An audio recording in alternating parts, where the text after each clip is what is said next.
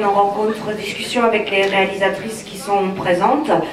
Deux d'entre elles ne sont toujours pas arrivées parce que j'imagine que liées aux grèves et aux difficultés de transport. J'espère qu'elles nous rejoindront après la séance.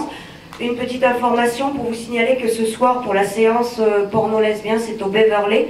C'est à 1 minute à pied du Rex quand vous sortez sur votre droite. En revanche, venez tôt, c'est un petit cinéma, il n'y a que 80 places et elles seront mises en vente à partir de 21h30, donc soyez tôt si vous souhaitez voir cette séance.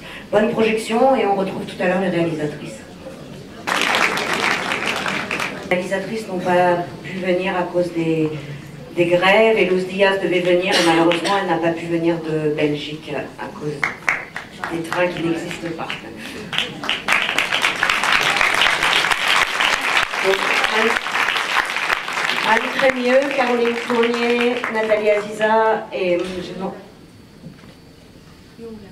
Yo.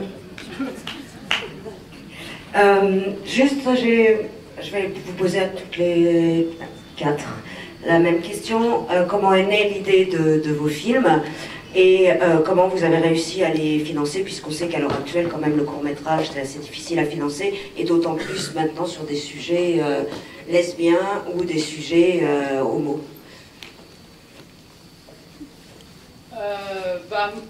Nous, l'idée du film, donc c'est un film qu'on... À nous, c'est Pépita, Laura, Kitty et l'utérus artificiel qu'on a réalisé tous les deux.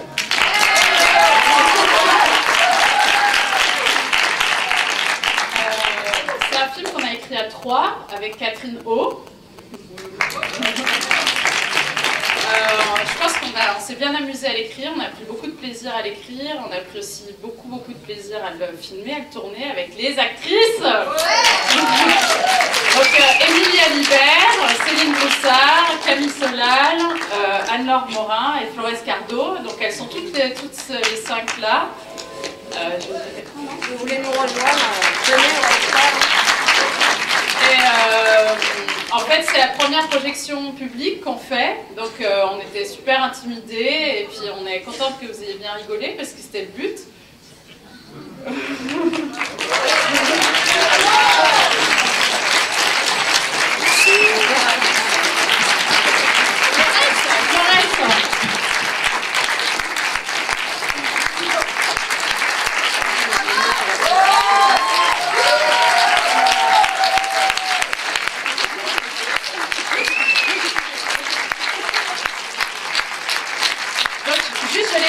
Donc Céline Broussard, Émilie Alibert, Camille Solal, Anne-Laure Morin et Florence Cardo. Voilà.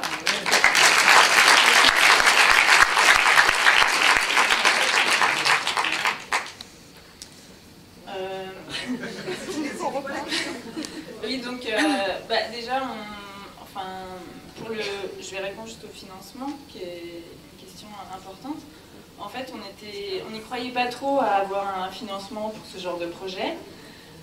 C'est vrai qu'on a eu pas mal de refus avec une incompréhension de cet univers, de l'humour et du message. Je pense qu'on a essayé de faire passer.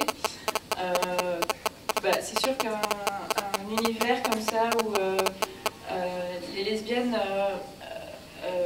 se réapproprient leur corps, se réapproprient le désir d'enfant, on est dans des sujets qui ne sont pas très... C'est discret, ça. Pas souvent traités, pas comme ça en tout cas. Et donc, on a eu la chance d'être soutenus par une région, et les Pays de la Loire. Ouais. Donc je vous conseille, si vous avez des sujets comme ça, d'aller les voir. Voilà, et puis sinon, juste sur le tournage, c'était une super expérience. On a vraiment... Ouais, et puis la chance d'avoir trouvé vraiment les actrices qui pouvaient porter les personnages. Et ça a été vraiment super aussi. On est super contente. Et merci beaucoup pour tout ça.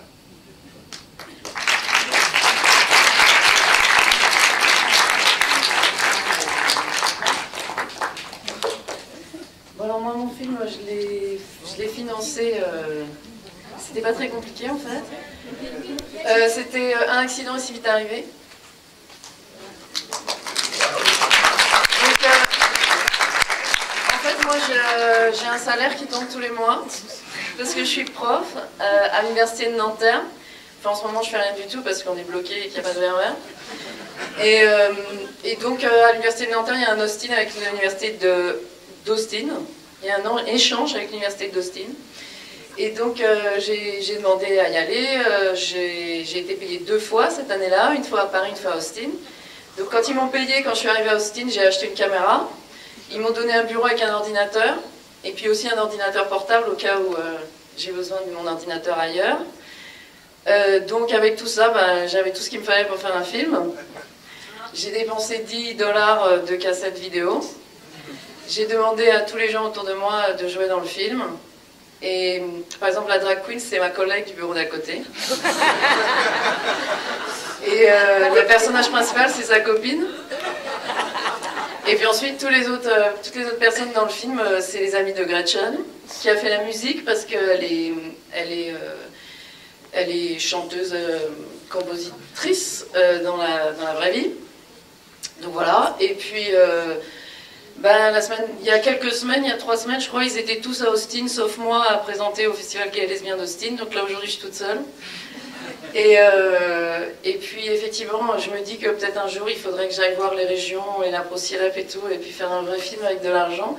Mais c'est vrai que comme ça, on fait exactement ce qu'on veut, et puis ça donne le résultat que ça donne. Mais là, cette fois-ci, ça va. Je trouve que c'est pas trop dur à regarder, il y en a eu d'autres plus difficiles.